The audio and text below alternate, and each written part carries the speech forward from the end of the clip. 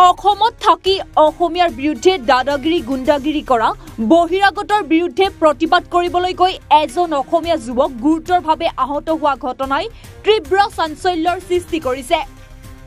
অসম আৰক্ষীৰ এনে বৰ্বৰতাক একেমুখে ধিক্কাৰ দিছে ৰাইজে। প্ৰতিবাদ দমনৰ নামত এইদৰে পংগু কৰিছে বহু অসমীয়া যুৱকক। এইজন বিশ্বজিৎ বৰা, অসমীয়া যুৱ মঞ্চৰ শিৱসাগৰ নগৰ সমিতিৰ কাৰ্যকৰী সভাপতি। শিৱসাগৰৰ নাজিয়াৰ ONGCৰ অসম এছেটৰ মুখ্য কাৰ্যালয়ৰ সন্মুখত প্ৰতিবাদ কৰিবলৈ গৈ অসম আৰক্ষীৰ বৰ্বৰতাৰ বলি হ'ব লগা হ'ল। প্ৰতিবাদকাৰীৰ ওপৰত জঁপিয়াই পৰা আৰক্ষীৰ ভৰিৰ গছকত বিশ্বজিতৰ ভৰি ভাঙি যায়। বৰ্তমান চিকিৎসাধীন বিশ্বজিৎ।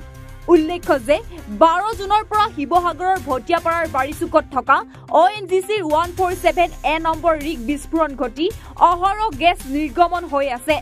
ONGCৰ পৰা তেল খননৰ ঠিকাত লোৱা ঠিকাদাৰী প্ৰতিষ্ঠান SK পেট্ৰ ছাৰ্ভিচৰ বাবে এই ঘটনা সংঘটিত হোৱা বুলি অভিযোগ উত্থাপন হয়, যাৰ বাবে SK পেট্ৰৰ বিৰুদ্ধে প্ৰতিবাদী কাৰ্যসূচী ৰূপায়ণ কৰিছিল অসমীয়া যুৱ মঞ্চই।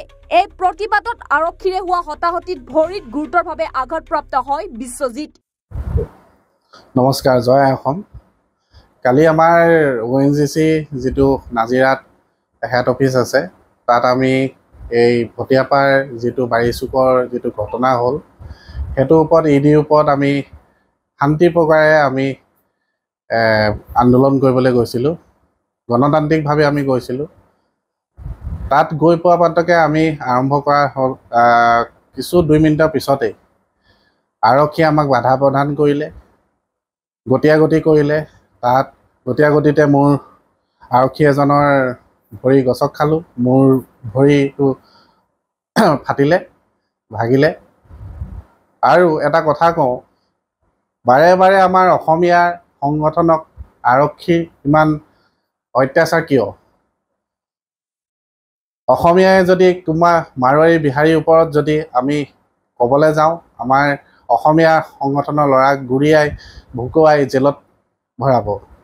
আৰু মাৰোৱাৰী বিহাৰীয়ে যদি কিবা এটা কৰে, তেতিয়া তাহাঁতক থানাত চাহ মিঠাই খুৱাব। কিয়? সেইটো লৈ প্ৰশ্ন। বাৰে বাৰে আমাৰ অসমীয়া জাতিটোক আমি ৰাইজৰ কাৰণে আমি গুলি খাবলৈও সাজু আছোঁ। ভৰি ভাঙিওৱাটো ডাঙৰ কথা নহয়। জেলত যাবলৈও আমি ভয় কৰা মানুহ নহয়। আমাৰ 2-3খন গাঁও আজি শেষ হৈ গৈছে। আজি 12 তাৰিখৰ পৰা ONGC যি গেছ লিক হৈ আছে, আজিলৈকে ONGC বিফল হৈ আছে। কোনো EDৰ মাত নাই। কৃষ্ণসাগৰলৈ যিটো বেয়া কাম কৰিছে, যিটো তাত পুৰণা মেটেল লগাই বাৰে বাৰে তাৰ দুৰ্ঘটনা তাৰ ৰিগত হৈ থাকে, আজিলৈকে পুলিচে তাক এৰেষ্ট কৰিব পৰা নাই কিয়? সেইটো লৈ প্ৰশাসনৰ আমাৰ SP ছাৰলৈ মোৰ প্ৰশ্ন। আজি ইমানটো 190 ঘণ্টামান হ'ল।